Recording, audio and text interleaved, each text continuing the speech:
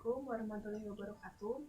Kami dari kelompok 11, kelas pengantar energi angin dan matahari, akan mempresentasikan PIK project kami yang berjudul Manajemen Solar Energy for Home Scale.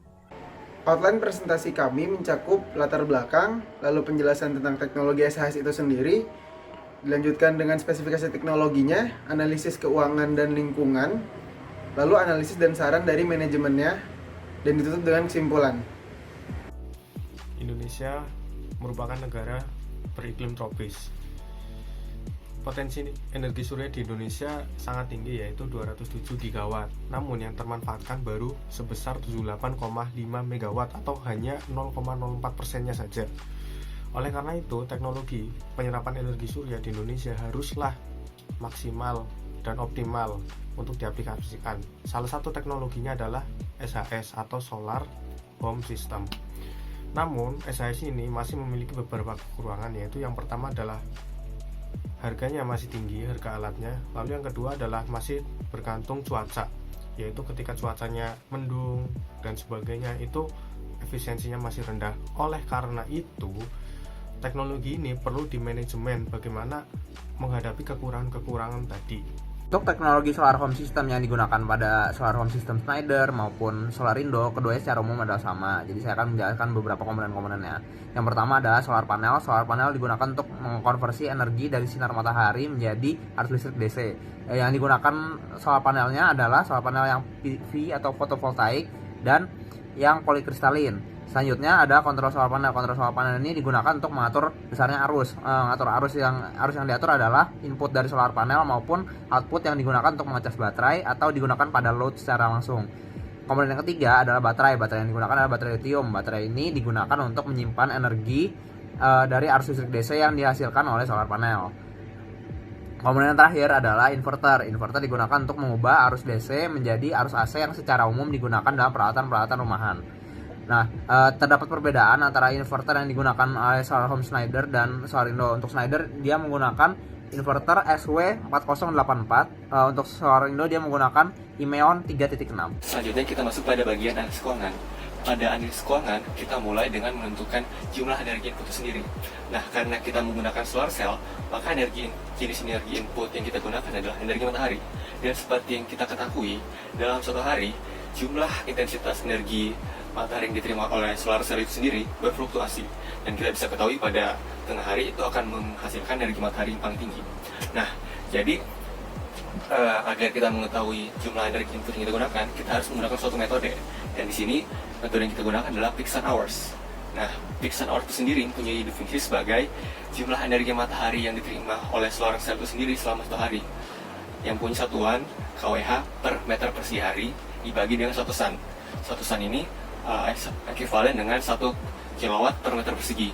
Jadi kalau kita mempunyai data radiasi di Pulau Jawa sebesar 5 kWh per meter persegi hari, kita akan memiliki peak sun hours sebesar 5 jam. Pada slide kali ini akan jelasin si biaya investasi yang dilakukan oleh masing-masing perusahaan Schneider dan juga Solarindo. Jadi si Schneider ini bedanya itu sebenarnya inverter dan mounting system. Si inverter yang digunakan kan SW4084, itu kita ambil dari Amazon dengan 20 juta, juga kumpulan controlling system, dan yang dari website itu ada berapa, jadinya tuh sekitar 17 juta. Nah, buat si baterai, PV modul, konveksi, wiring itu kita kira-kira sama ratakan sama si Solarindo. Nah, kalau si Solarindo nih, si Imeon 3,6, yang 33 juta ini diambil dari marketplace yang ada di e-commerce itu yang di Indonesia, kalau nggak salah kalau nggak buka lapak Tokopedia. Nah, terus jadinya tuh perbedaannya antara si total perbedaan keuangannya antara si Solarindo dan Schneider ini 10 juta. Kalau soalnya emang nggak ada monitoring sistem gitu sih. Untuk analisa ekonomi, kami lebih berfokus ke payback period. Jadi payback period ini adalah analisa yang digunakan untuk mengetahui kapan suatu investasi itu akan balik modal.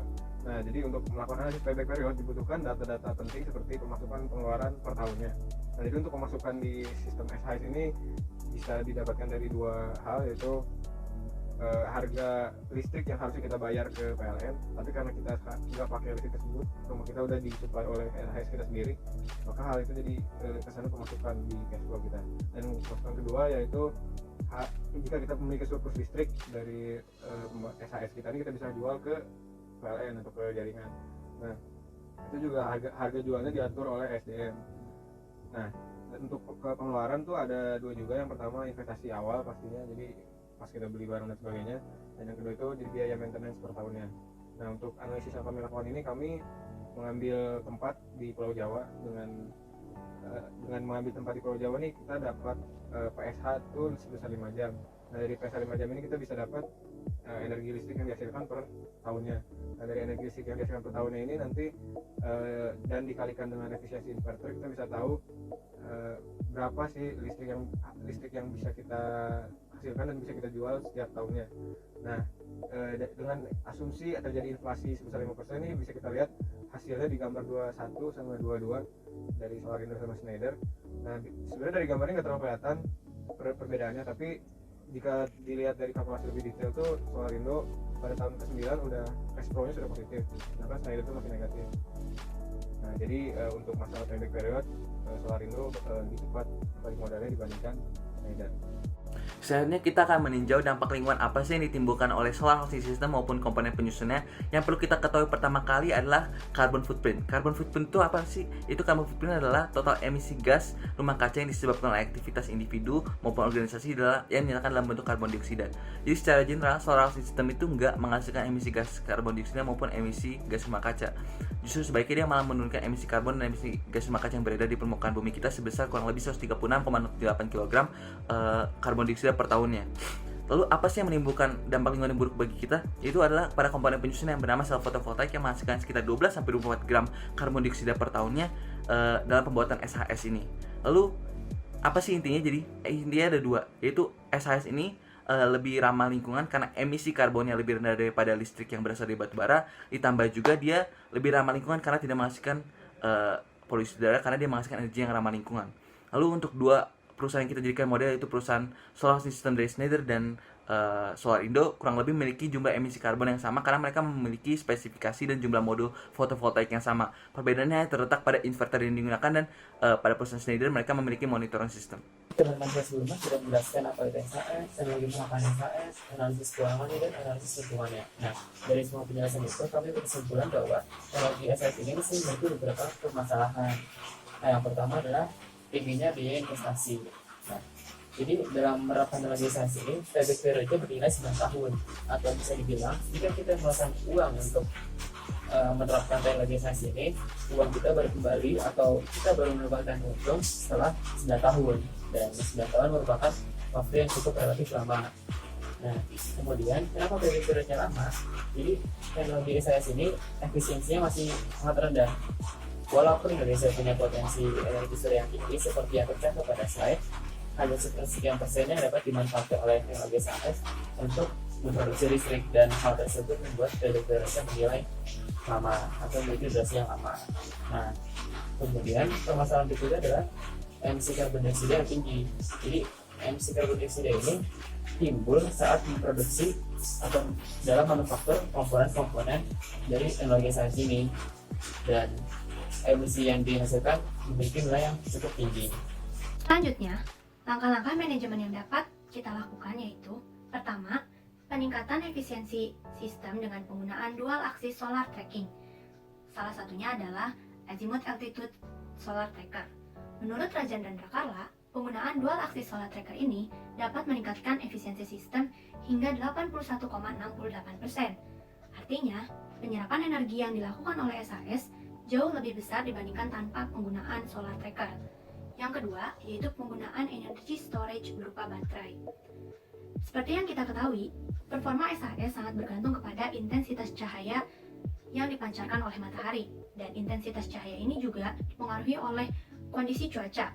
Pada kondisi berawan dan hujan, intensitas cahaya yang dapat diserap sangat minim, dan pada saat malam hari, intensitas cahaya yang diserap tidak ada sama sekali. Sedangkan jumlah energi yang harus disuplai pada suatu rumah nilainya tetap. Akan tetapi, energi yang dihasilkan jauh lebih rendah.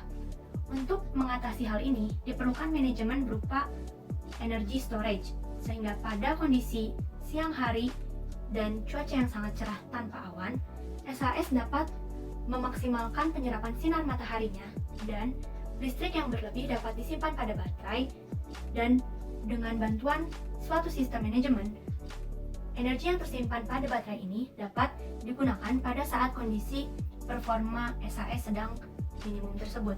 Di sini saya akan mencoba menyimpulkan hasil dari big project yang telah dibuat oleh kelompok 11. Nah, untuk memenuhi kebutuhan nasional terhadap energi dibutuhkan suatu energi alternatif.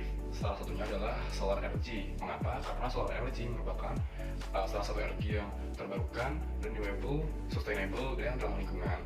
Nah, pemanfaatan dari konversi energi matahari ini menjadi energi listrik itu dapat dilakukan dengan berbagai sistem. Salah satunya adalah SAS atau Solar Home System.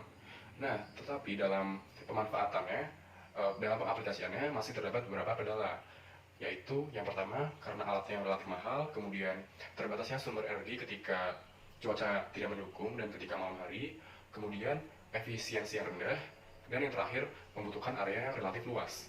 Nah, untuk mengatasi masalah-masalah tersebut dibutuhkan suatu solusi. Salah satunya adalah dengan melakukan manajemen energi. Sebenarnya manajemen seperti apa sih yang dapat dilakukan untuk memaksimalkan energi matahari melalui SAS?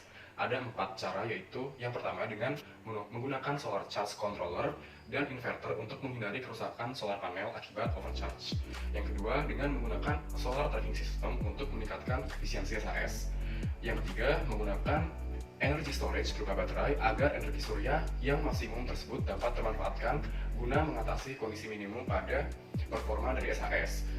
Dan yang keempat yaitu mengimplementasikan smart grid yang mengintegrasikan jaringan listrik dengan teknologi informasi dan telekomunikasi untuk mengurangi biaya penggunaan listrik. Jadi di slide 12 kami menampilkan tabel yang berisi rangkuman perbandingan manajemen solar home system antara dua perusahaan energi matahari di Indonesia, yaitu PT Schneider dan Solarindo. Nah, kalau dia dari spesifikasi teknologinya agak mirip. Contohnya pada baterai storage-nya itu lithium ion dua-duanya, untuk PV module juga sama, kapasitas sama, jumlah sama. Namun inverter teknologinya berbeda. Schneider menggunakan Comex yang memiliki efisiensi 90%, namun Solarindo itu menggunakan Imeon yang memiliki efisiensi 90%. Nah, dari efisiensi ini kami bisa mengestimasi outputnya. Jadi kalau kami estimasi, Schneider memiliki output 5.146 kWh per tahun, sedangkan Solarindo lebih besar, 5.201 kWh per tahun sesuai dengan efisiensinya. Namun pada kenyataannya outputnya itu tidak hanya dipengaruhi oleh teknologi inverternya juga, tapi juga dipengaruhi oleh sistem yang diimplementasi lain, seperti pada kasus PT Schneider ini diimplementasikan monitoring sistem Connect Gateway yang sangat-sangat membantu meningkatkan output energi yang dihasilkan, yaitu contohnya bisa sampai 32% atau 81% tergantung dengan akses yang digunakan. Nah, lalu kalau dilihat dari analisis keuangan dari grafiknya ini, dilihat bahwa bela-dirinya memiliki kenaikan yang identik. Namun kalau dilihat secara lebih detail, pada tahun ke-9 PT Schneider ini masih memiliki cash flow yang negatif, sedangkan PT Solarindo sudah memiliki cash flow yang positif. Nah, ini berarti bahwa payback period Solarindo lebih pendek atau lebih singkat daripada PT Schneider. Namun apakah ini lebih baik? Apakah Solarindo lebih baik? Tentunya kalau kita lihat di tahun ke-20 di akhir grafik, puncak grafik, untuk grafik PT Schneider itu memiliki puncak lebih tinggi daripada PT Solarindo. Jadi kesimpulannya PT Solarindo memiliki payback yang lebih singkat, payback period lebih singkat. Tapi PT Schneider memiliki payback output yang lebih besar. Nah, kalau lihat dari analisis kuat lingkungan, kedua PT memiliki carbon footprint yang mirip atau identik, karena solar home system memiliki karakter intrinsik, yaitu tidak menghasilkan carbon footprint sama sekali kecuali pada proses manufakturnya saja. Namun mungkin untuk PT Schneider memiliki carbon footprint lebih tinggi karena harus manufaktur komponen-komponen solar tracking system juga. Sekian, terima kasih.